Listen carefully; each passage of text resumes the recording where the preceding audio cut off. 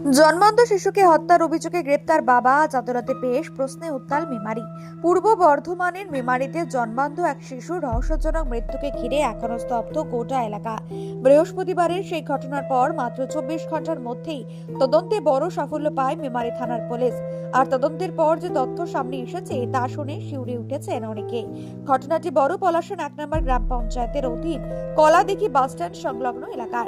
বৃহস্পতিবার সন্ধ্যায় পুকুর পাড়ে একটি শিশুর নিথর দেহ দেখতে পান স্থানীয় এক ব্যক্তি। মুহূর্তের মধ্যেই খবর ছড়িয়ে পড়ে এলাকায়। ঘটনাস্থলে ভিড় জমায় বহু মানুষ। খবর পেয়ে দ্রুত সেখানে পৌঁছে যায় মেমারি থানার পুলিশ এবং শুরু হয় তদন্ত। পুলিশ সূত্রে জানা যায় মৃত শিশুটির নাম সূর্য মান্ডি। তদন্তে উঠে আসা অভিযোগ অনুযায়ী তার বাবা সোনাল মান্ডি নিজেই নিজের সন্তানকে হত্যা করেছেন।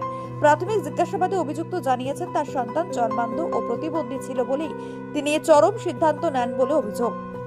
এই ঘটনার পর মৃত শিশুর মাসি সোনামণি মান্ডি মেমারি থানায় লিখিত অভিযোগ দায়ের করেন।